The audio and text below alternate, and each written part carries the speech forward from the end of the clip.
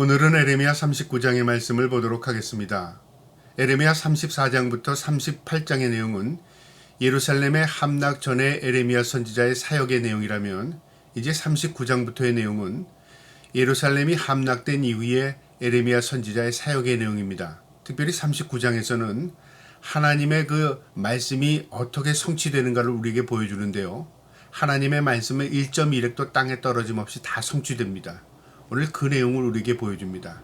하나님의 그 신실한 말씀을 우리의 마음에 새기고 늘 하나님의 말씀 가운데 살아갈 수 있는 저와 여러분 되기를 축복합니다. 39장 1절에 유다의 시드기야 왕의 제9년 10째 달에 바벨론의 느부갓네살 왕이 그의 모든 군대가 와서 예루살렘을 에워싸고 치더니 시드기야의 제11년 넷째 달 9째 날에 성이 함락되니라. 예루살렘이 함락되매 시드기야 왕이 남유다의 마지막 왕이었는데요. 하나님께서 선지자 에레미야를 통해서 시드기야 왕에게 경고했습니다. 회개하라. 그리고 이 바벨론 군대에게 항복하라. 그러면 살 길이 있다. 그러나 시드기야는요, 사람의 눈치를 봤습니다. 그 대신들이 자신을 우습게 여길까 봐요. 하나님의 말씀을 귀 담아 듣지 않았습니다. 그러니까 사람을 두려워하고 하나님을 두려워하지 않은 거죠. 결국은 그 일로 인해서 나라가 망하고 그 일로 인해서 자신과 자신의 가족이 다 죽임을 당하게 됩니다. 이 당시의 사건이요, BC 588년 10월에 바벨론 군대가 쳐들어와서 예루살렘을 에워쌌는데요. 18개월 흰 BC 586년, 오늘 보니까 4월 9일이라고 하는데요. 이 586년 4월 9일 날 예루살렘이 함락됩니다. 그러니까 18개월 만에 이 성이 무너져 버린 거죠. 그리고 바벨론으로부터 이제 다 끌려가게 되는 일이 벌어지는데요. 결국 하나님의 말씀은 1.1획도 땅에 떨어짐 없이 다 성취됩니다. 3절에요.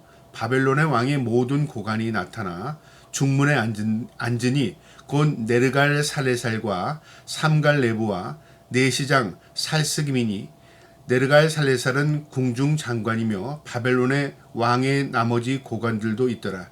이제 이 성을 함락시키고 접수한 이후에요, 이 바벨론의 군대 장관들, 높은 지위에 있는 사람들이 그 성의 높은 자리에 다 앉은 겁니다. 그리고 4절에요. 유다의 시드기야 왕과 모든 군사가 그들을 보고 도망하되 밤에 왕의 동산길을 따라 두 담셋 문을 통하여 성읍을 벗어나서 아라바로 갔더니 갈대아리 군대가 그들을 따라 여리고 평원에서 시드기야에게 미쳐 그를 잡아서 데리고 하맛 땅 림나에 있는 바벨론의 느부갓네살 왕에게로 올라가매 왕이 그를 신문하였더라. 이 성이 함락되고선 시드기야는 그의 부하들과 그 성을 밤에 빠져나갑니다. 그래서 애굽 쪽으로 도망을 간 거죠. 근데 이 소식을 들은 이 바벨론 군대가 그를 추격해서 그를 잡습니다. 그를 잡고 이제 바벨론의 왕인 느부갓네살에게 끌고 갑니다. 6절에요. 바벨론이 왕이 림나에서 시드기야의 눈앞에서 그의 아들들을 죽였고 왕이 또 유다의 모든 귀족을 죽였으며, 비참한 일이 이제 벌어지는 겁니다. 왕이 자신이 보는 앞에서요, 자신의 두 아들이 죽임을 당하고 자기의 국내 대신들 귀족들이 다 죽임을 당하는 걸 직접 목도합니다. 얼마나 비참합니까? 그것뿐만이 아닙니다. 7절에요. 왕이 또 시드기야의 눈을 빼게 하고 바벨론으로 옮기려고 사슬로 결박하였더라. 왕인 이 시드기야도 눈이 뽑힙니다. 그리고 이제 쇠사슬에 채워서 이제 포로로 바벨론으로 끌려가는 그런 상황이 벌어진 겁니다. 이제 모든 것이 다 무너져 버린 겁니다. 8절에요. 갈대아인들이 왕궁과 백성의 집을 불사르며 예루살렘 성벽을 헐었고 사람관 느부라사단이 성중에 남아있는 백성과 자기에게 항복한 자와 그 외에 남은 백성을 잡아 바벨론으로 옮겼으며, 왕은 쇠사슬을 찾아 눈이 뽑혀서 끌고 가고 성은 불타고 모든 집은 허물어지고요. 그 다음에 그 아래에 있는 모든 유력자들은 다 끌고 갑니다. 백성들, 그 다음에 어떤 지위에 있는 사람들은 다 포로로 끌려갑니다. 10절에요. 사령관 느부라사단이 아무 소유가 없는 빈민을 유다 땅에 남겨두고 그날의 포도원과 밭을 그들에게 주었더라. 이제 사령관이 모두를 끌고 가는데요, 빈민들, 이제 아무것도 없는 사람들이요. 비참한 사람들은 다 버리고 갔다 그 말이죠. 그러니까 쓸만한 사람들은 다 끌고 가고요. 그 다음에 일반 가난한 빈민들은 다 내버려 둔 겁니다. 그리고 거기에 버려진 땅들을 가꾸라고 하고 너희 거기서 살아 그러고 버리고 간 거죠. 여러분 포로로 잡혀간 것은 누가 잡혀갔냐면요. 왕 대신들은 다 죽게 되고 그 다음에 그 밑에 위력자들은 다 지위에 있던 사람들, 잘 먹고 잘 살던 사람들, 그 다음에 어떤 누리고 살던 사람들 다 끌려간 겁니다. 이게 전쟁의 모습입니다.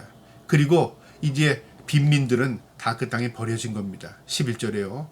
바벨론의 느부갓네살 왕이 에레미야에 대하여 사령관 느부라사단에게 명령하여 이르되 그를 데려다가 선대하고 해하지 말며 그가 내게 말하는 대로 행하라. 이제 바벨론의 느부갓네살 왕이요. 그의 군대장관 사령관에게 뭐라고 명령하냐면 에레미야에 대해서는 손 하나 건들지 말아라. 에레미야는 해치지 말아라. 그렇게 명령합니다. 아마 바벨론의 느부갓네살 왕이요. 에레미야 선지자가 어떤 예언을 했는가를 아마 들었던 것 같아요. 그러니까 이 사람이 신실한 사람이다. 이 사람이 하나님의 종이다. 그걸 알았던 거죠. 그래서 이 느부갓네살 왕이요. 선지자 에레미야는 머리털 하나 다치지 않도록 그를 구원해라. 그렇게 명령한 겁니다. 13절에요. 이에 사령관 느부라사단이 내시장 느부살 수반과 공중장관 네르갈 사레살과 바벨론 왕의 모든 장관이 사람을 보내어 에레미야를 감옥들에서 데리고 사반의 손자 아이감과 아들 그다리아에게 넘겨서 그를 집으로 데려가게 하며 그가 백성 가운데 사니라. 이제 그의 가족들과 이 에레미야는요 살려준 겁니다. 그리고 그 땅에서 그 백성들과 살라고 놔둔 겁니다. 그러니까 하나님의 명령이 그대로 성취된 겁니다. 그리고요 그 다음에 15절에 에레미야가 감옥들에 갇혔을 때에 여호와의 말씀이 그에게 임하니라 이르시되 에레미야가 왕의 궁중에 감옥에 갇혀 있을 때 하나님 명령했던 그 하나님의 말씀이 그대로 또 성취되는데요. 누구냐면 구수인 에벤멜렉에 대한 예언입니다. 이 예언이 성취됩니다. 16절에요. 너는 가서 구수인 에벤멜렉에게 말하기를 만군의 여호와 이스라엘의 하나님의 말씀이 내가 이 성에 재난을 내리고 복을 내리지 아니하리라 한 나의 말이 그날에 내 눈앞에 이루리라. 이 에레미야가 자신을 구원하기 위해서 왕에게 이 부탁을 했던 이 구수인 네시 에벤에셀에게 분명히 얘기했습니다. 이 성은 무너질 것이다. 이 성은 불탈 것이다. 이 성은 하나님의 심판을 받을 것이다. 그대로 되었다는 거죠. 눈으로 보는 앞에서요. 17절에 여호와의 말씀이니라 내가 그날에 너를 구원하리니 내가 그 두려워하는 사람들의 손에 넘겨지지 아니하리라. 그러나 이 성은 불타고 이 성은 멸망을 당하지만 구수인 에벤멜렉은 구원하겠다고 하나님 분명히 말씀하셨습니다. 그 구원의 근거가 뭐냐면요. 그가 위험을 무릅쓰고 왕 시드기야에게요. 이 에레미야를 청구한 겁니다. 살려주셔야 합니다. 죽이면 안 됩니다. 하나님의 사람입니다. 탄원한 거죠. 그 탄원이 하나님께 들려진 겁니다. 여러분 우리가 이 세상에 살면서요. 불의한 것 그리고 옳은 것 공의와 정의가 무엇인가를 판단하고요. 우리가 공의롭고 정의롭게 살면 하나님이 그걸 다 보십니다. 우리가 불의하게 살고 죄악 가운데 살면요. 그것도 하나님 보십니다. 지금은 우리에게 드러나지 않는 것 같지만요. 하나님의 심판 때에 반드시 그것이 갈라집니다.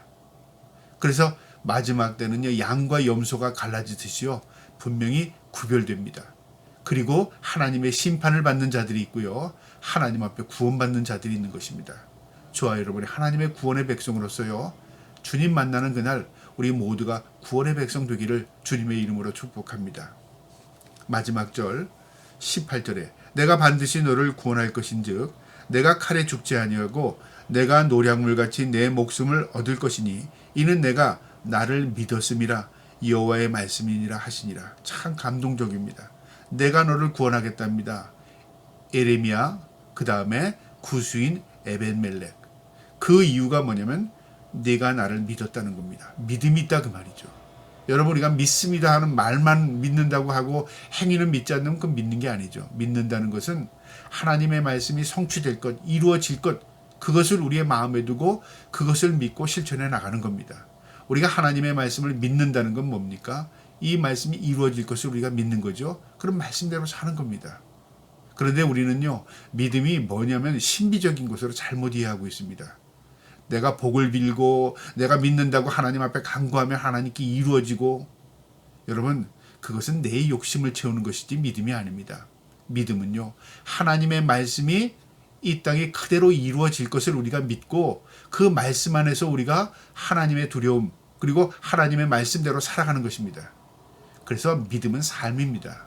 저와 여러분이 그 믿음 가지고 살아갈 수 있기를 주님의 이름으로 축복합니다. 아멘.